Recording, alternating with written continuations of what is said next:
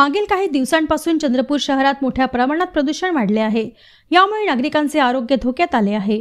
November महिन्यातील 30 पैकी 30 दिवसही प्रदूषित होते, असा दावा पर्यावरण अभ्यासक प्राध्यापक सुरेश चोपणे यांनी केला। चंद्रपूर शहराभोवतीच्या विविध उद्योगातून बाहेर पडणाऱ्या हानिकारक घटकामुळे प्रदूषण वाढल्याची गंभीर बाब प्रदूषण नियंत्रण मंडळाच्या आकडेवारीतून समोर आली आहे। सूक्ष्म धुलीकणाचे वाढलेले प्रदूषण आरोग्यासाठी धोकादायक आहे।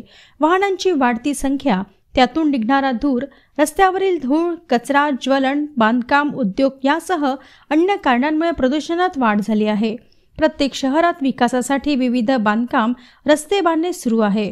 त्यातच वाहनांच्या संख्येत वाढ होत आहे। त्यातून धूळ आणि धूर बाहेर पडतो।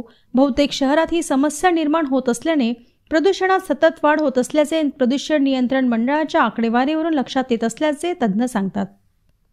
चंद्रपूर शहर हे गेल्या 10 वर्षापासून प्रदूषित क्षेत्र म्हणून हा जिल्हा पण आहे आणि शहर पण आहे। आणि या नोव्हेंबरमध्ये 30 दिवसापैकी 30ही दिवस आपलं चंद्रपूरचं जे पोल्युशन आहे ते मॉडरेट संख्येमध्ये जास्त आहे आणि 2 दिवस पुअर म्हणजे एअर क्वालिटी याच्यामध्ये आहे। आणि महाराष्ट्राचा विचार केला तर जे सर्वाधिक 4 प्रदूषित क्षेत्र आहेत त्याच्यामध्ये चंद्रपूरसुद्धा एक आहे।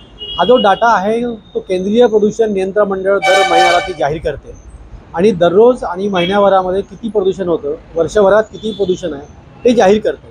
त्याच्यामुळे केंद्र शासनाने घेतलेली ही आकडेवारी आहे आणि ही आकडेवारी दर्शवते की इथलं प्रदूषण आहे ते कमी होत नाही आहे। आणि तसंही दरवर्षीच नोव्हेंबर, डिसेंबर आणि जानेवारी हे जे 3 महिने असतात ते 3 महिने अतिशय प्रदूषणाचे असतात। कारण यावेळेस वारा कमी असतो आणि प्रदूषक थंडीमुळे हे जास्त असतात। त्यामुळे विदर्भ आणि महाराष्ट्रामध्ये चंद्रपूरचं प्रदूषण हे महिन्यामध्ये पूर्ण जास्त सर्वाधिक आढळते।